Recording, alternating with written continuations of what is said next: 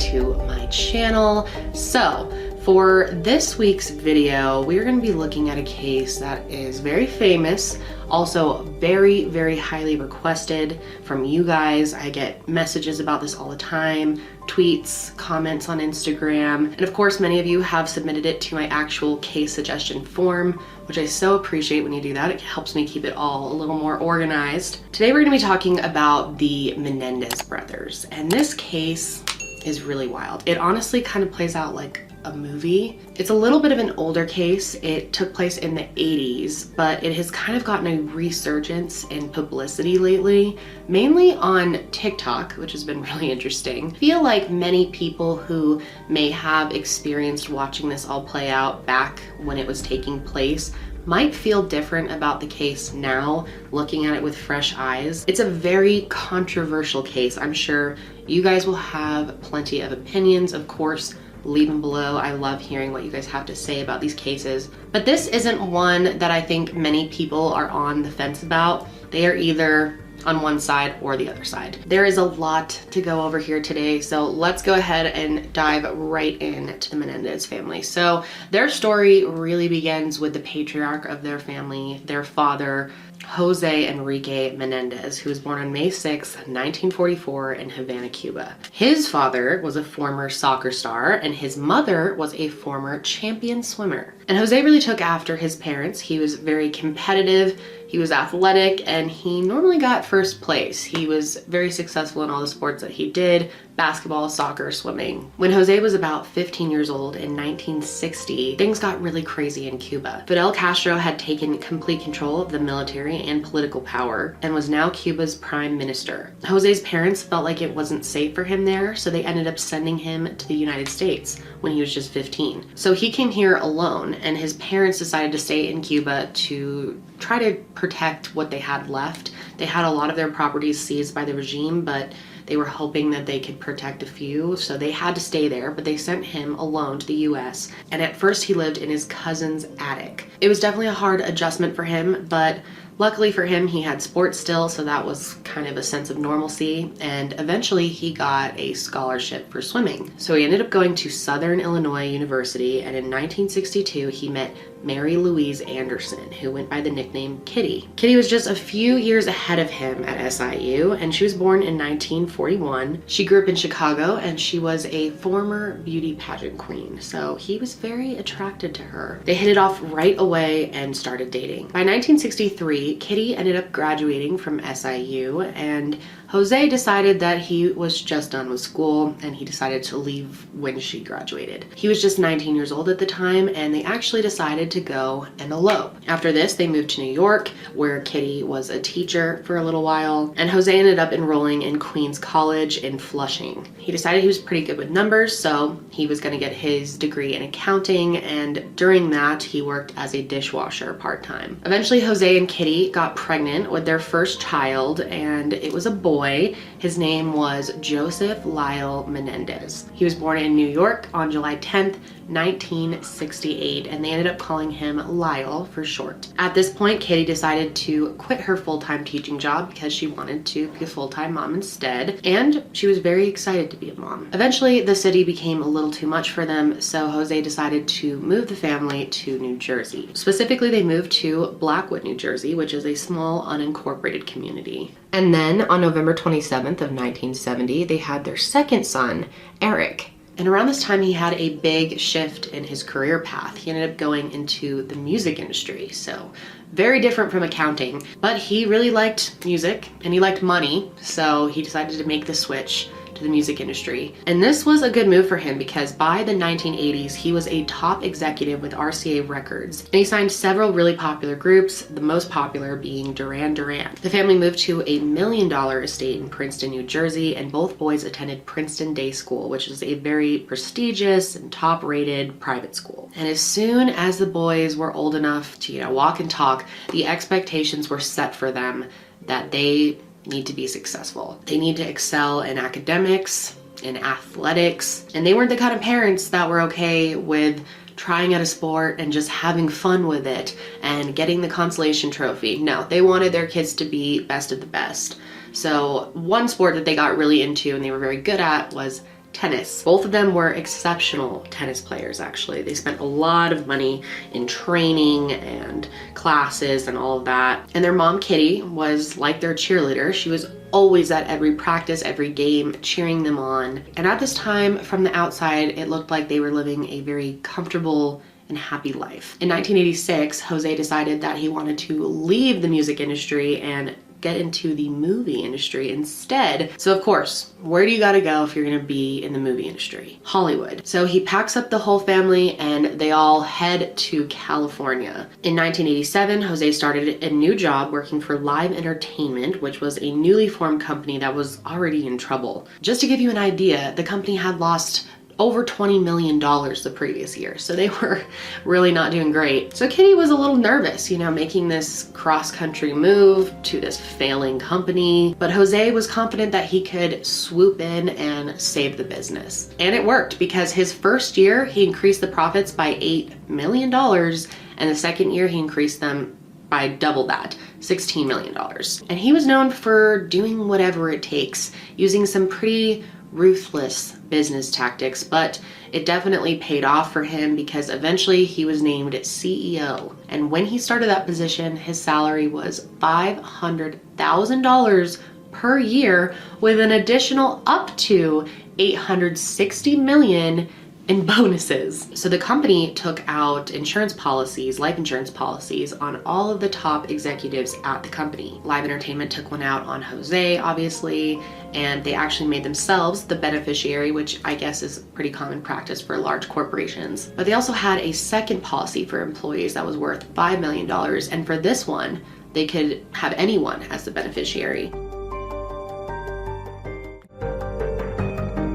At work, Jose was really applauded and praised by the people at the top, but everyone that worked under Jose really fucking hated him. In fact, it's safe to say he was despised by people he worked with. He had a horrible reputation with women as well. He could be aggressive. He was very intimidating, cutthroat, ruthless. He didn't hesitate to reprimand or straight up fire anyone in the company that made even a slight mistake. And he was also known for some pretty shady business practices to kind of inflate the worth of the company. And not only was he an asshole at work, he was also having several affairs with people that he worked with. And a lot of them weren't just little hookups, they were full-blown affairs, long-term relationships that were going on behind Kitty's back. However, it is assumed that Kitty probably knew that this was going on and just turned a blind eye, because he was making a lot of money and she wanted to keep the family together. So it's possible she knew, but we'll never know for sure. But even though she probably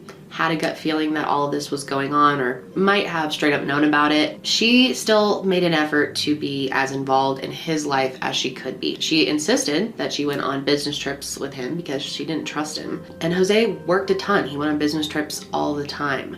So that was kind of their way of spending time together. He was go, go, go, work as hard as you can, be as successful as you can. Now here's one very strange detail about Jose. He was ashamed of his Cuban heritage. At one point, he was offered a letter of congratulations on his success as a Hispanic businessman, and he was offended by it. He didn't want any of his colleagues to know about his past, where he came from, or even where he went to school, because he was ashamed that he didn't go to an Ivy League university, and he was determined to have all of his kids go to an Ivy League school. So clearly the boys were dealing with a lot of pressure just being Jose's sons. He decided when his boys were pretty young that they were gonna go to Princeton. So at this time, their family was living in Calabasas. This is where I believe some of the Kardashians live. I'm not completely sure. It's a very fancy area. I've driven through it once. And they were really living, the American dream. They rented a house while they were building their dream home, which was actually on the top of a mountain,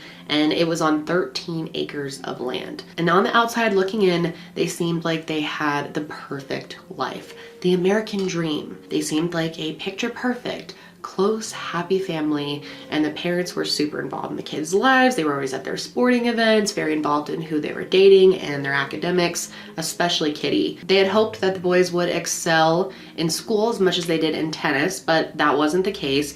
They did more average in school. They weren't bad students by any means, but they weren't like top of the class or anything, but they were really excelling at tennis, especially Eric. He ended up ranking 44th in the nation for 18 and under players. And as they were growing up, they were very, very, very close. Lyle was very protective of his younger brother, Eric, and they did a lot of things together. They spent a ton of time together. They had a couple friends here and there, but they really stayed closest with each other, and several people who were friends with them said that they got interesting vibes from the boys at times. Some of their past friends felt like betrayed by them or double-crossed by them. They kind of grew up having to learn to be very sneaky and aggressive and get what you want. That's what they learned from their dad. Now, Lyle definitely had a harder time in the family than Eric did. There was a lot more expectation on him, just a lot more pressure in general to succeed and to set a good example. And I'm sure some of you who are the firstborn in your family can relate to this. I know I definitely can. I think the firstborn definitely has more expectations than the younger siblings. His father was pretty brutal on him. We'll talk a lot more about this actually, but one of the things that he would do to Lyle a lot was shame him about his physical appearance.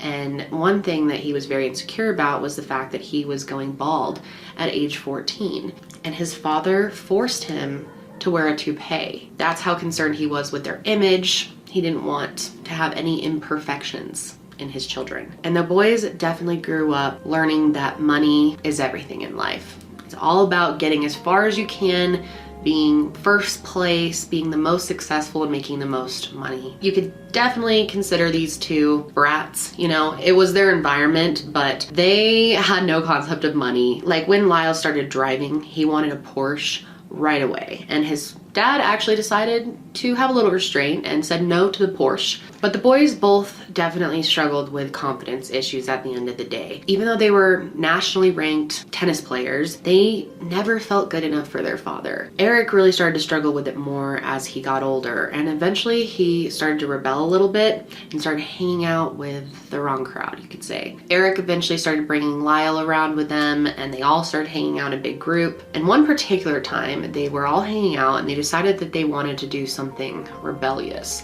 So they decided to break into a friend's home and steal what was in their safe. One of Eric's friends actually had the combination, and so Eric, Lyle, this friend, whoever else, went over to another friend's house, stole their jewelry, money, whatever else was in the safe. And obviously these guys are rich. Like, why do you need to do this? For them, it was really about the rush of it all. You know, it was the excitement. After that, they decided to plan another break-in into a different house with their friend. And after they did this, Eric and Lyle decided they really liked the thrill of it all. And they decided they wanted to do their own break-in without the friend at a different house. And this wasn't just breaking in as a little prank, maybe stealing something small. They ended up stealing over $100,000 from this person, and they actually almost got away with it, which was very exciting for them. But then their friend, the one they cut out of the deal and hooked him up with the code for the first robbery, decided to rat them out because they did not include him in the second robbery. And what's really interesting about all this is, of course, their parents found out that they had done this because they were turned into the police. But Jose was not angry that they committed this crime. He wasn't angry that they stole. He was angry that they got caught. He thought his son should be smarter than that, tougher than that. And so he was disappointed in them. And it turns out he actually knew that the boys had been doing things like this. There were a couple other houses that they broke into, did some minor things at, and he would go and try to pay them off, get them not to report it to the police. But he wasn't able to in this situation, and that's what he was upset about, that they all got caught. The boys ended up claiming that it was just a joke. They ended up paying back the $100,000, and they also paid an additional $11,000 in damages. Then Jose came up with a plan to keep the boys out of jail. Lyle was an adult and he was about to start Princeton, so Jose decided that since Eric was underage, he would plead guilty to the entire thing, all of the burglaries that they had been involved in, and take the fall. So Lyle was just given a slap on the wrist basically, and Eric had to take the punishment. But it wasn't that bad. He just had to do some community service and get some therapy, which was good for him. This is when he was sent to Dr. L. Jerome Oziel, and he started seeing Eric regularly. Around the same time, the family decided that they were going to move to Beverly Hills into a famous mansion, and this place is very fancy. It's a $4 million, 6-bedroom Mediterranean-style mansion on Elm Drive. It has a courtyard, a tennis court, a pool, a guest house, and a lot of famous people have actually lived in this house, including Michael Jackson, Elton John, and a Saudi prince. So when they moved in, of course, they were feeling really good about themselves. They felt like they really made it. They had the perfect life, or so it seemed. And to make it even more perfect, Lyle, their first son, ended up getting into Princeton like they had hoped. He ended up deciding to study business because his dad encouraged him to do that, follow his footsteps. But once he got to school, it really was not his jam. During his freshman year, he was put on academic probation for his poor grades. He was pretty much not even going to class. He got really into the parties and the social life of college. And then it all really came crashing down for him when he got caught plagiarizing in his psychology class. And normally when the boys got in trouble, Jose would come in and try to see if he could work the system, maybe write a check, get them out of trouble. So he tried to do this, but the dean of the school was not having it. So Lyle ended up being suspended for a whole year. And this really pissed off Jose. But he wasn't mad at Lyle. No, of course not. He was mad at the university for expelling him. So as you can see, Lyle and Eric were never held responsible for anything. Everything was everyone else's fault at all times. And it was all about how can you cheat the system. So Jose ended up hooking his son up with a job at Live Entertainment. He was hoping that his son could just slide in and maybe he would work his way up the ladder the way that he did. But this was not reality. Lyle hated this job and he was a terrible worker. Most days he came in late, acted like he didn't really give a shit, would walk around the office talking to people, barely doing any work, and he would normally clock out early to go and play tennis. Coworkers said that working with him was a nightmare. It was clear that he was only working there because his father got him the job and not because he actually cared about the business in any way. But eventually this all caught up with him, and even having his dad as the CEO was not enough to save his job, and he was fired from Live Entertainment. Meanwhile, Eric was still in high school. He was playing tennis. He was also acting, and he actually won a prize for Best Actor, so he was really thriving. He was also really into writing, and he and his friend Craig spent a lot of time writing together. And the two of them actually co-wrote a screenplay together, and it was called Friends. No, not that Friends. No one told you life was gonna be this way. It was actually a story about a young man who murdered his parents to inherit all of their money. Now, Kitty was really into her son's work. She was very proud of his writing and everything that he was doing. However, Jose didn't show much interest in it. So that was really hard for Eric. You know, he never felt like he was good enough for his dad. And it wasn't just like Jose would, you know, ignore his son's achievements and wasn't that excited for him. He was straight up disappointed in how the boys turned out. He didn't think they were good enough at all. He was super disappointed in Lyle because he dropped out of school, because he failed at the job that he had given him. And he was disappointed in Eric too. And it seemed like he was even considering taking them out of his will. We're not sure if maybe he was planning on taking them out altogether, or maybe altering it a little bit so they would get their money when they were a little older and more responsible. So there was a lot of tension between them all, a lot more than anyone even could have possibly known at the time. And that brings us to August 19th, 1989. On that day, Jose and Kitty had chartered a yacht called the Motion Picture Marine, and they took Lyle and Eric shark fishing in the Marina del Rey. At this time, Lyle was 21 and Eric was 18. They all set sail that morning on the yacht, the entire Menendez family, their crew, their captain, and the captain's girlfriend. And the crew specifically noticed that that day the family seemed off. There seemed to be a disconnect between them. They didn't spend much time together on the yacht. They didn't seem to talk much at all. The two boys ended up distancing themselves from Kitty and Jose.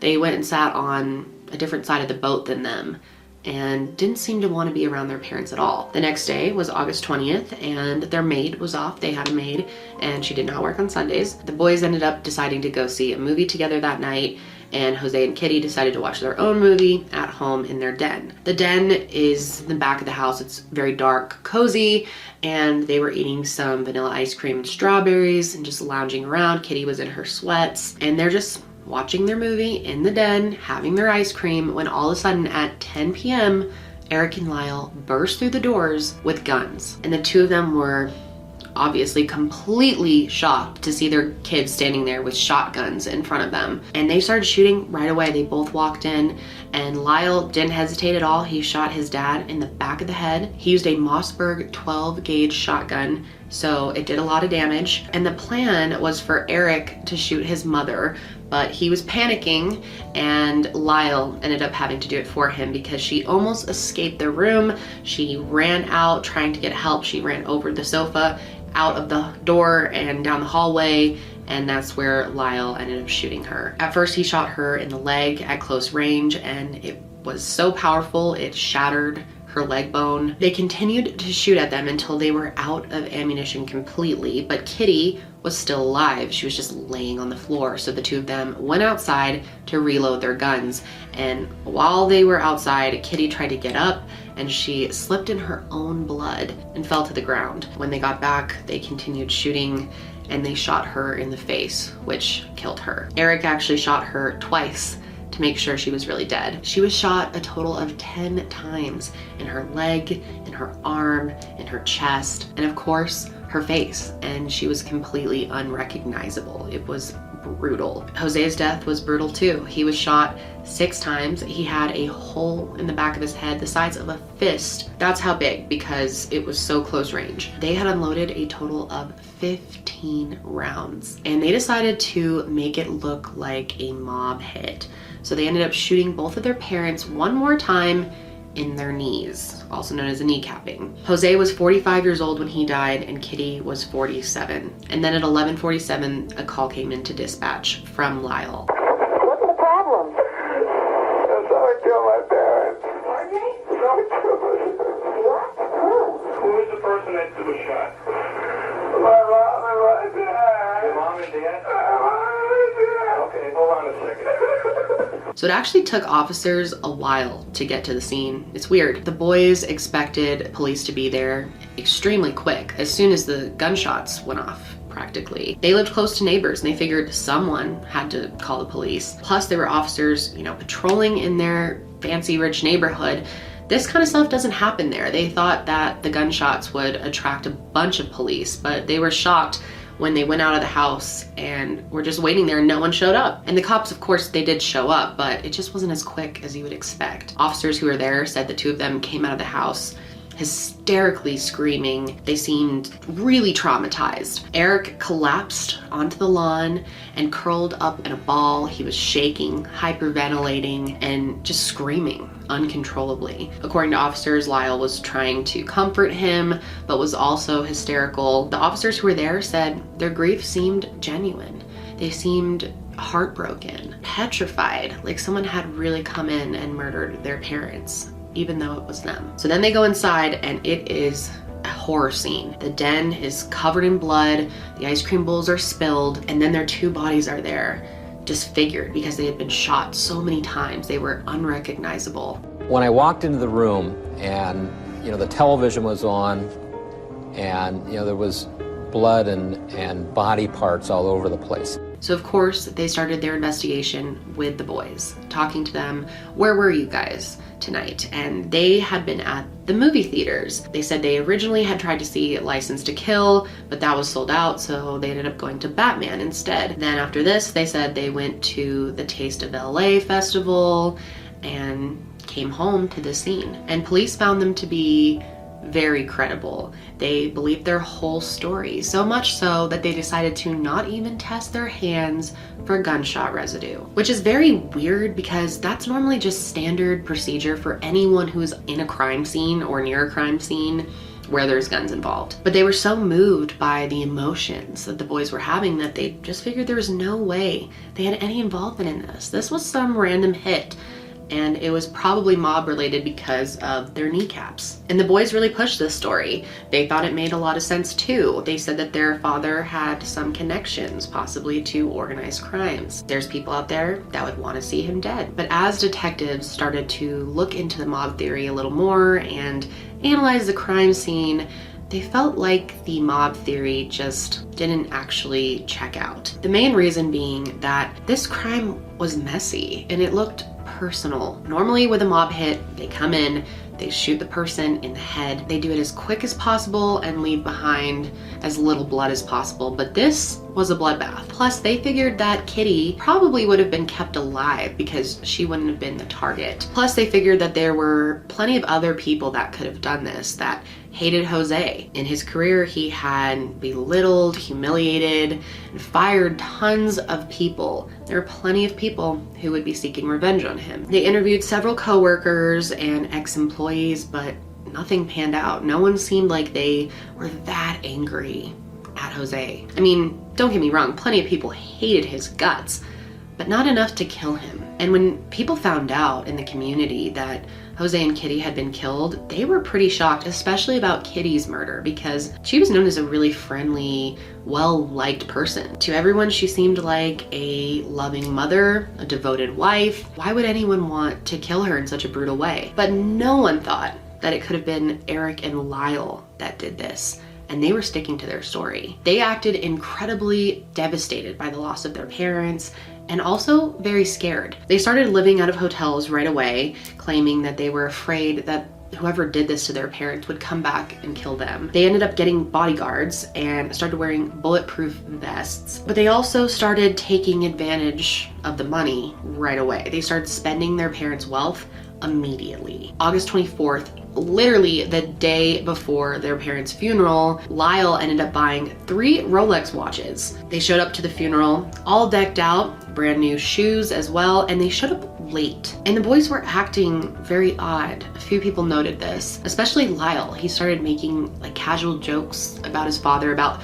filling his shoes because he had new shoes. He was casually talking to another friend about how they could get tickets to the US Open, and people thought that was strange. And it was a big funeral. There were like 200 people there, but very few of these people were actually their friends. Jose and Kitty didn't really have that many friends. They didn't attend a lot of social events or parties. So a lot of these people were just people that worked with Jose, probably people that didn't even like him. Then they also had a second funeral service a few days later, and this time Lyle gave one of the eulogies. And he talked about how much he loved his father and how he was so proud of him and would miss him so much. But they didn't seem that sad after the funeral. Like, the spending spree just continued right away. Lyle ended up buying a Chuck's Spring Street Cafe restaurant in Princeton for $550,000. He also bought himself that Porsche he always wanted, which was $60,000. He ended up renaming his restaurant Mr. Buffalo's, and he was all about the new business life. He even decided to start a new company called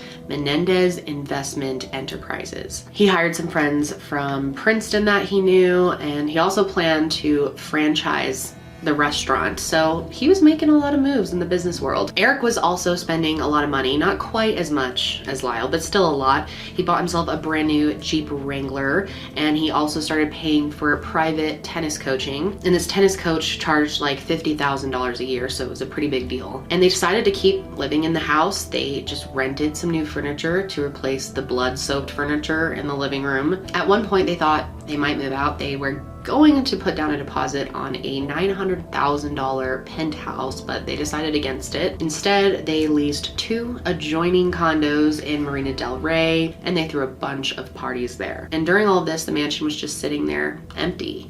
You know, it was a reminder for them. They didn't really want to go there anymore. It was scary.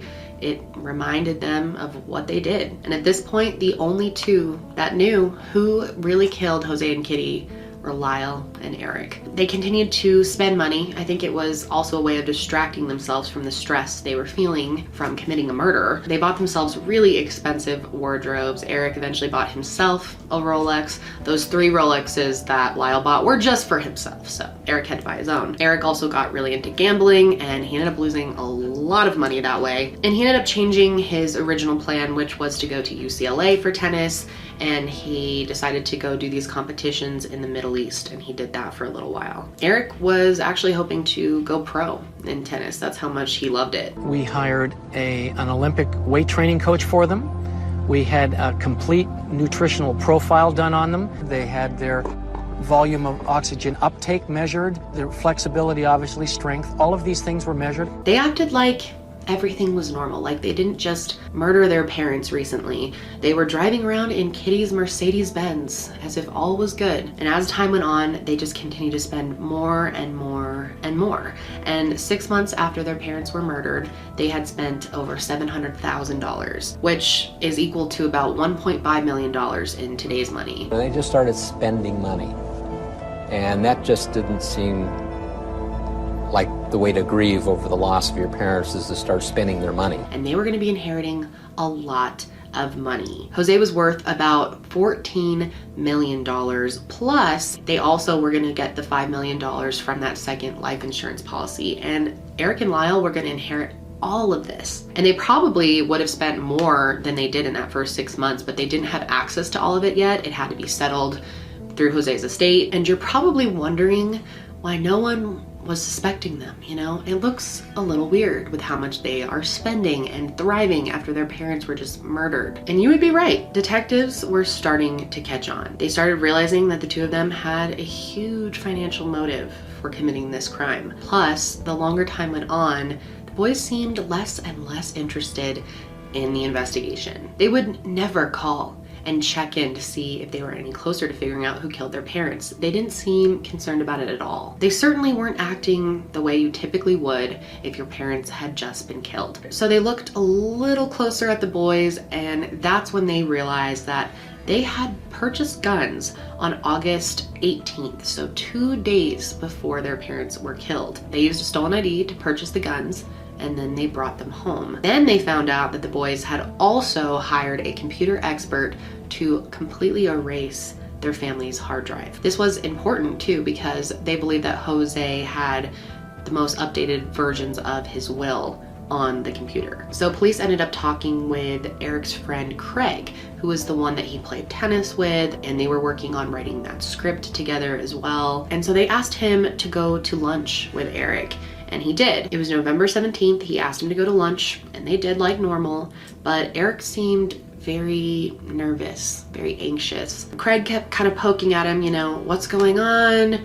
Why are you acting funny? And eventually Eric just confessed everything to Craig. He really trusted Craig, and he told him how the plan was for Lyle to shoot his dad and how he was tasked with shooting his mom. He explained though that he couldn't do it. He could not bring himself to actually shoot his mom, so Lyle shot his mom as well. But they did not have a recording device for this lunch, so they asked Craig to go with Eric again and get the confession out of him again, this time wearing the recording device. He wore a wire, and then he also had a calculator with a recording device inside of it that he was holding underneath the table. And Craig asked him again about how he killed his parents, but this time he denied it. He said that they didn't do it. He explained that he should have never told Craig that, and that it was made up, and he and Lyle never killed anybody. So then they started talking to the family's therapist. Kitty was in therapy as well, and it turns out that Kitty actually told her therapist that she was afraid of her sons, that she thought they were sociopaths. It turns out she was so afraid of them that she was locking herself in her bedroom at night. And after the murder first happened, Eric continued to see his therapist, Dr. Oziel. And according to Dr. Oziel, around this time, the stress and anxiety was really taking a toll on Eric. In fact, he was getting ulcers from all of the stress. I can't imagine. And they had these really casual therapy sessions. Dr. Oziel thought he could really break through to him. I think he was kind of sensing that they may have been involved. During one of their sessions, they ended up just walking in a park. They had a very casual chat, and then they went back to Dr. Oziel's office, and when they got there, Eric just kind of leans up against a parking meter and casually says, "We did it." Dr. Oziel was shocked, and he brought him into his office and had him explain the whole story. This is where Eric explained that after they murdered their parents, they changed into clean clothes. They dumped their shotguns up the road. They went to the movie theater to get a ticket as their alibi for the night. Dr. Oziel told him to call Lyle and have him meet him at the office, which Lyle had no idea that Eric had just confessed everything, so he came and met him there. And he was just going to kind of talk to them, coach them, be there for them, but he was secretly going to be recording the session. And he decided that he was going to have his mistress at the time actually stand outside of the door and kind of listen in just in case anything went crazy while they were talking, and she was ready to call the police at any time. And when Lyle found out that Eric had spilled the beans to Dr. Oziel, he was pissed. This was not part of the plan. They were supposed to get away with this. And he actually ended up threatening to kill Dr. Oziel if he told anyone. And instead of going to the police right away, he continued to see the brothers.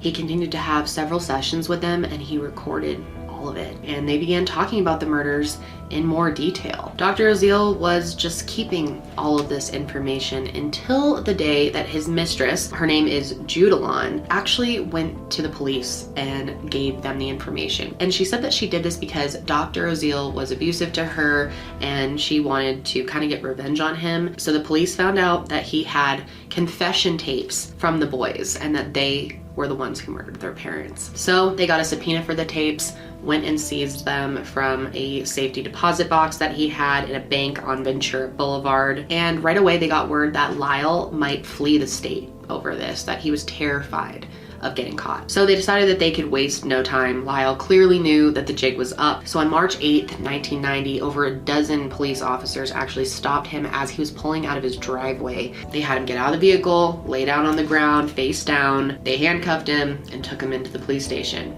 It was over. And Eric at the time was actually at a tennis tournament in Israel. We got a call at 6 in the morning from Lyle's attorney saying, you have to get on an LL flight immediately and get home. And according to people who were around him, when he got the call, he was crying hysterically. He ended up flying to Miami, where several of his relatives lived, and then his aunt convinced him to fly back to LA and just turn himself in. He surrendered at LAX on March 11th, 1990. And they wasted no time. The charges were filed against the boys the next day. But it was weird. During the arraignment, the boys didn't look that worried. They came into the Beverly Hills courtroom in fancy outfits and were smiling. They seemed confident. Mr. Eric Galen Menendez, do you understand the charges against you?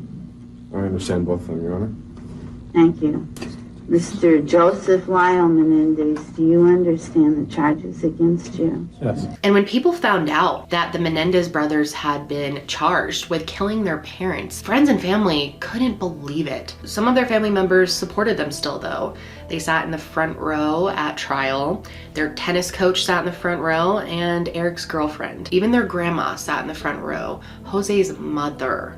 And she always believed that the boys were innocent. At their arraignment, the judge explained to them that they were both being charged with killing their parents for financial gain and that they could be facing the death penalty, and asked them how they plead. And both of them said not guilty. So the defense and prosecution spent a lot of time arguing over whether or not the tapes that Dr. Oziel had recorded could be admissible in court. Is it fair game because they're murderers, or does it fall under doctor-patient confidentiality? The Supreme Court of California actually made the decision that 2 out of the 3 tapes were able to be used in court, and one of these tapes had Lyle's confession on it. They determined that because Lyle had threatened Dr. Oziel's life, it forfeits his right to the doctor-patient confidentiality. And going into the trial, they knew that now that those tapes were going to be fair game, they could not pretend that the boys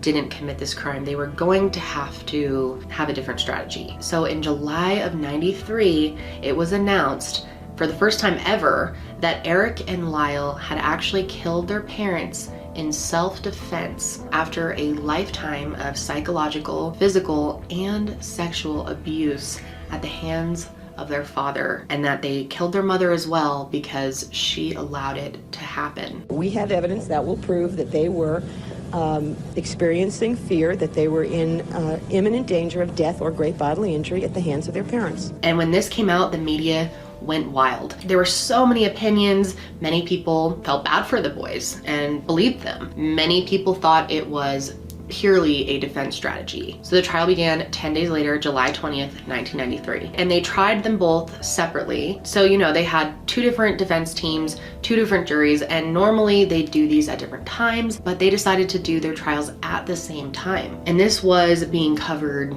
extensively. People could not get enough of this trial. It truly became a drama, a sensation. And there were definitely people that believed they were innocent and people who believed they were guilty. Eric's friend Craig ended up talking to the media a bunch. He did any interview he could, and he had co-written that Friends screenplay with Eric where the main character kills their parents for money.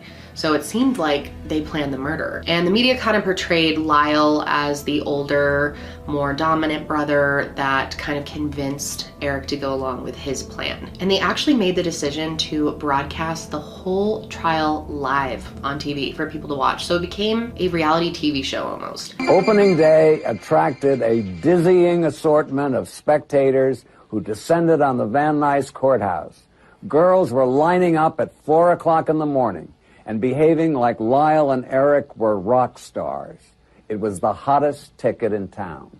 There were only 10 seats for the press. Inside, it was tense and electric as we waited for the brothers to appear. And their grandmother, Maria Menendez, continued to support the boys throughout the entire trial. And she didn't even think the boys actually killed their parents. She still believed the theory that someone from the mob did it. So when Eric and Lyle walked in to the courtroom for their first day of trial, they did not look how they did at the arraignment hearing. Their smiles were gone and they seemed worn down, tired, exhausted, and they'd lost weight. They were very pale. They looked very depressed during the proceedings. They just sat there staring blankly ahead, according to people who were there. And they had a really hard time in jail. Other prisoners apparently hated them and they had to pay for protection in jail. So they were clearly really hoping that they would be found not guilty. So the prosecution argued that Eric and Lyle killed their parents in order to get financial gain and that they should get the death penalty. And they were sitting there watching television. I don't know. You don't know what they were doing? I didn't go into the den. Your brother went into the den. Yes. And the television was on. I guess I heard the television on. I don't remember. And they were watching television. I don't know. You mean to tell me after all of these years, sir, that your brother never told you what your parents were doing when he went in from the kitchen to the family room? Are you asking me what I know now or what I knew then? And the defense sought to prove that they were abused, that they were in danger, and they had to kill their parents or else their parents could have killed them. Eric's defense attorney was Leslie Abramson, who is a well-known advocate against the death penalty and took on high-profile criminal cases. She was like the best money could buy. She was known for being very tough and kind of a force to be reckoned with in the courtroom. She would break down people until they cried on the witness stand. Now, a lot of people think that Leslie purposely dressed the boys a specific way to make them seem younger. Instead of suits, they wore sweaters, colorful sweaters. She argued that even though the boys seemed like they had a perfect life on the outside, that truly their lives at home were absolute hell. She argued that they were traumatized by all of the abuse, including sexual abuse, that they had gotten from their father. And the sexual abuse that they claim to have gone through is horrific. They described it all in court. It was very graphic, very shocking. And she explained that Jose would abuse the boys and Kitty would just watch and allow it to happen and never stood up for them. She said Jose was a cruel perfectionist whose image was everything to him and that he didn't really care much about his kids. She argued that he would be the type that would rather kill his kids than have the truth about their family come out. And she explained that Kitty was living in hell as well. Apparently she was an alcoholic, she was a drug addict, and she was very depressed over her husband having all these affairs that she knew about. They said she was so upset, so distressed that she was a hazard to herself. She was a dangerous driver. She was a terrible housekeeper, pretty much a bad mom, and a suicidal mess, all behind closed doors. She explained that their life was totally out of control. It was nothing like it seemed. According to her, it was even messy in the house when they were growing up. There was often feces around the house from their pet ferret. They also had a dog, and apparently the dog would go to the bathroom on the carpet, so it was just messy all over the place. And they also brought up that Lyle had this pet rabbit when he was growing up, and one morning he woke up and the head was bashed in. And she said that Jose and Kitty did this together. And Lyle was so traumatized by all this that he wet the bed until he was 14. And this is very disturbing, but they claimed that they would take the sheets off the bed after this and put them on the breakfast table in the morning and make him sit and look at them to shame him. Also, they claimed that Kitty had blamed the boys for her not being able to have a successful career in broadcasting. They even said that she had threatened to poison them at one point, so they were afraid of her. And then they made a really shocking claim and said that Kitty had been giving Eric genital exams every year until he was 15. And remember how I explained that Lyle was balding and used to wear a toupee? The week before she was murdered, she apparently ripped off his toupee in a fight, and that's how Eric found out that his brother was bald. He didn't even know, and their family was just so full of secrets, and this was kind of a breaking point for them. The two of them started discussing how their family was toxic, and Eric started telling Lyle everything that his father had been doing to him for years, and it's very horrific. And when Lyle found out what had been happening to his brother, he apparently threatened his dad to stop, and he said if he didn't, they would go public. But Jose allegedly responded and said, "He's my son, I'll do whatever I want with him." And that's when they said that the boys knew that they had to do something because they were afraid of their dad. They were afraid maybe he would kill them to prevent this secret from getting out. And they decided to have both of the brothers give testimony at their trials. And I think that was absolutely crucial because when you hear it from them, it's just so upsetting. Whether you believe them or not, just the details that they talked about were so shocking and disturbing on so many levels. They gave very graphic descriptions of all of the sexual abuse that both of them had endured and how their father had raped them and used inanimate objects on them. And they recounted all of this on the stand in front of everybody in court, and oftentimes they were hysterically crying through their interviews. Did your father have sexual contact with you? Yes. And how did it start? It just started with, after sports practices, he would massage me. I just told him that I didn't want to do this, and that it hurt me. And he said that he didn't mean to hurt me, and he loved me. Did you tell your mom? Yes. She told me to stop it, and that I was exaggerating, and that my dad has to punish me when I do things wrong. What did he tell you about telling people?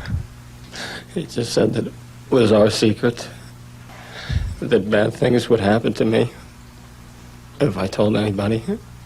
One of your relatives testifying that he witnessed an incident in which your father removed you from a family gathering, took you in your bedroom, and struck and socked you in the stomach. And you didn't cry. Do you remember that? Right. Okay. And so during the course of your upbringing, learning how to control your emotions was very important, correct? Right. Okay. Now, in addition to lying to the officers who came to the scene, you then went to the police department for an interview with Sergeant Edmonds. Do you remember that? Yes. And when you saw Sergeant Edmonds, you lied to him too, correct? Yes. Now, at the time that the police arrived at your parents' home, shortly thereafter, a family friend or a friend of yours and your brother's arrived, and that was Mark Heffernan, correct? Shortly after, at the house, yes. Okay. And he accompanied you to the police department, is that correct? Or he went in a separate car? Right. Okay. And did you lie to him too? In the sense that we didn't tell him what happened, yes. Okay, so you again to him portrayed yourself as having been a witness and not a suspect in this crime, correct? Right. Have you ever tried to end the sex through confrontation or violence against your father? Yes. Yes? You were violent towards your father? Oh, no, not violence, no. But I said no to him once. You said no once. Yes. On that particular occasion, after you said no, did your father become upset? Yes. And did he do anything violent? Yes. You had been well taken care of all your life, and so when your father, through your mother, said that he was going to disown you, you were worried about that, weren't you? I was not well taken care of my entire life. I had every dime I ever wanted, though. That's for sure. But the public had very little sympathy for the boys. They were widely not believed. In fact, they were even mocked on Saturday Night Live. And the clip of it is pretty cringe. I don't understand how this was at all funny at any point in time. Let me ask you once again. Is it your testimony that you and your brother Eric, in fact, had nothing to do with the murder of your parents, Jose and Kitty Menendez? That's correct. Then can you tell the court who did murder your parents? Our other two brothers, Danny Menendez and Jose Menendez Jr.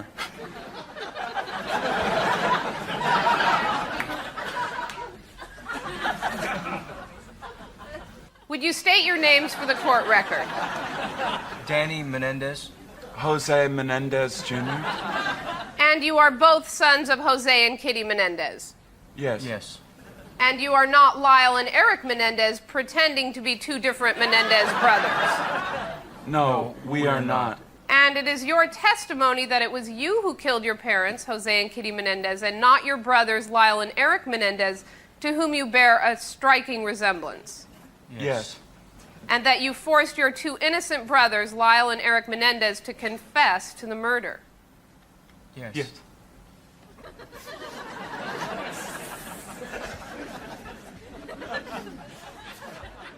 At one point during the trial, they had their female cousin come up and testify that Lyle had actually confided in her as a kid when they were like 8 that he was being molested. And one thing that she said in court that was pretty odd, really stuck out to me, is she said that the boys liked to sleep with their mother whenever their father was out of town.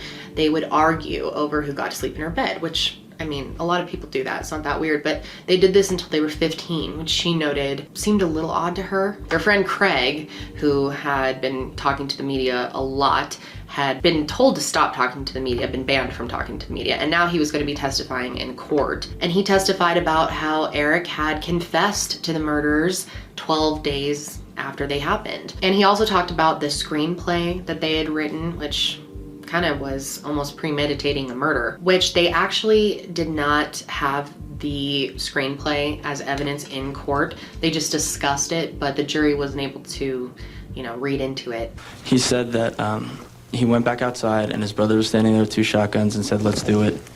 And they walked inside and Eric went up to the door on the left, which was slightly open, and the door on the right, Lyle went up and put his shoulder against the door on the right. Eric said he looked in and saw his parents sitting on the couch, and Lyle swung the door open and shot his father and looked at Eric and said, "Shoot, Mom," and Eric said he shot his mom as she was standing up and yelling. They also had the computer expert that wiped the computers come in and testify, and he talked about how eerie it was being in the house. The coroner showed really graphic pictures of the crime scene to the jury, which definitely made them very emotional. And the defense had tried really hard to get them to not show these photos in court. They thought that they were too graphic, but they went ahead anyway, and they made a big impact. And one thing that kept being brought up in trial was this movie called Billionaire Boys Club. This came out just 3 weeks before the murders took place. And Dr. Oziel claimed in court that Eric had mentioned in one of the tapes that was not used in court that this movie inspired the crime because it was so similar to the way that their parents were killed. It was the story about a group of rich boys in Beverly Hills who killed their father for money. And not only that, the characters wore Rolexes and drove a Jeep Wrangler. This movie was actually released by Live Entertainment, Jose's company. Now, they weren't able to play the movie in court, but they were able to bring it up and argue that they could have been inspired by it. So the whole trial was very long. If we went over every detail, we'd be here all day. It lasted 4.5 months, but it finally came to a close in January of '94. And the jury actually deliberated for about a month. And this is really interesting, but they were actually split by gender. All of the females on the jury wanted to acquit, and all of the men on the jury wanted to convict. They could not come to a conclusion, so they decided to go with a mistrial. Do you view this as at least a partial victory, despite not knowing everything about the deadlock? I have very high standards of what's victory, so I don't view a hung jury as a victory, no. It's not a loss, but it's not a win. I mean, you're still in square one, running around in circles. So the LA County District Attorney immediately announced that there would be a retrial for both of the boys. The second trial began in October of 1995, and this time it was just one jury. And this time was different because they decided not to allow the media in. It had become too much of a public circus last time, so they wanted to keep it under wraps. And this time, the judge decided to not allow them to talk so much about the sexual abuse that the boys had endured. Other than that, the arguments that they made were pretty much the same. It was pretty much the same trial repeated. This time though, the defense really went after Dr. Oziel and tried to discredit him as much as possible. They said he was a liar and a cheat and just an overall bad guy. And they claimed that he was planning to use these recordings as blackmail, that he was never gonna go to the police. He was going to keep the secret and blackmail the boys, maybe get some money out of them, who knows. So when he testified this time, it lasted for 6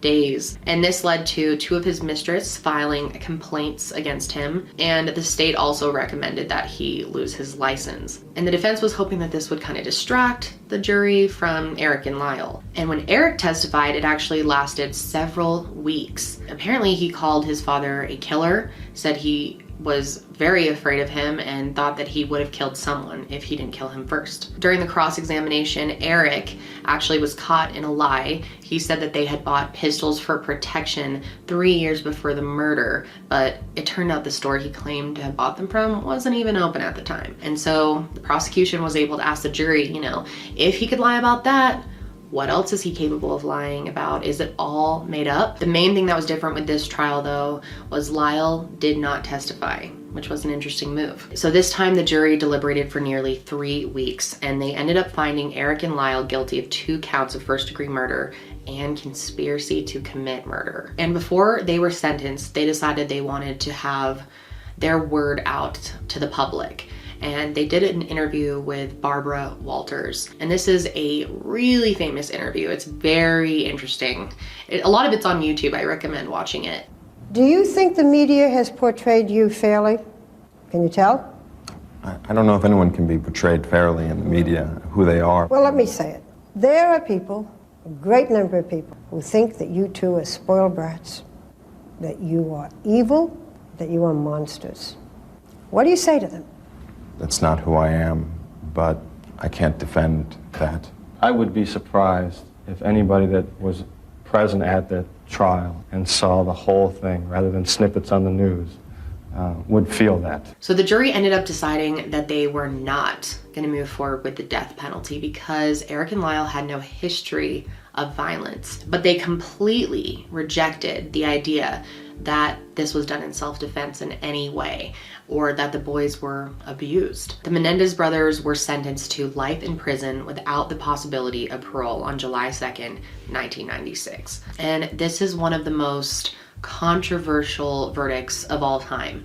This is highly debated to this day, and I would say the majority of people are on the side of the Menendez brothers now. Maybe not at the time this was all happening, but like I said earlier in the video, I think people looking back at this are seeing it with new eyes and are thinking twice. And when they were heading into the sentencing period, the brothers ended up putting in a request for them to at least be put in the same prison so they could be together, but that was denied, which was pretty shocking. Lyle and Eric were separated and sent to separate prisons. September 10th, 1996, they waved at each other from across the prison courtyard, and that was the last they would see each other for decades, which was very, very hard on them. They are extremely close, and they were also considered maximum security prisoners, so they were separated from all the other inmates and spent a lot of time alone. They tried to appeal the outcome, but on February 27th, the California Court of Appeal upheld their convictions. In May of 1998, they tried to get the Supreme Court to review the case, and they declined to do so. They've tried several times to file habeas corpus petitions with the Supreme Court of California, but they've been denied multiple times. 2005 was the last time that they were denied, and they've been kind of stuck ever since. So since then, Eric and Lyle both got married in prison. In 1996, Lyle married Anna Erickson, but then in 2001, Anna ended up finding out that he had been cheating on her in jail. He was writing to other women, so she divorced him. Then he got married again in 2003 to a woman named Rebecca. Eric married a woman named Tammy in 1999, and he had been writing to her, they pen pals, for like 6 years before they got married. In 2005, she was interviewed by ABC News, and she said that their relationship was something that she's dreamed about for a long time. In 2005, she even published a book called They Said We'd Never Make It, My Life with Eric Menendez. In 2017, they did an interview with People magazine and explained that even though they were in separate prisons, they remained really close, even though they couldn't see or talk to each other.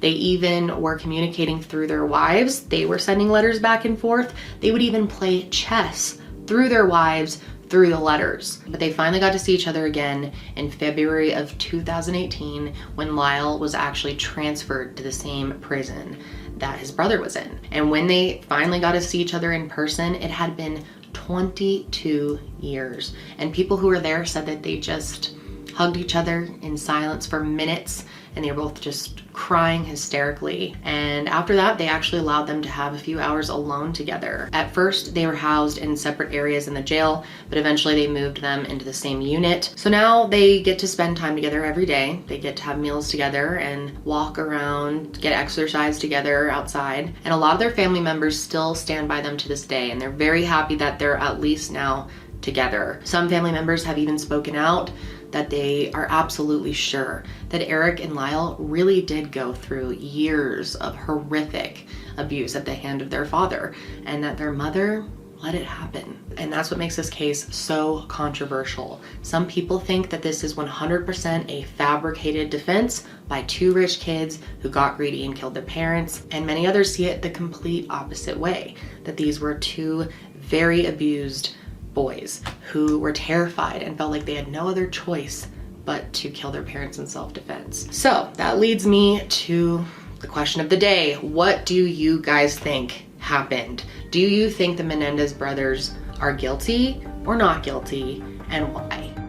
That is going to be it for me today, guys. Thank you for joining me for another episode, and make sure you follow the show on Spotify and Apple Podcasts. It really does help me out. If you want to watch the video version of this show, you can find it on my YouTube channel, which will be linked, or you can just search Kendall Ray.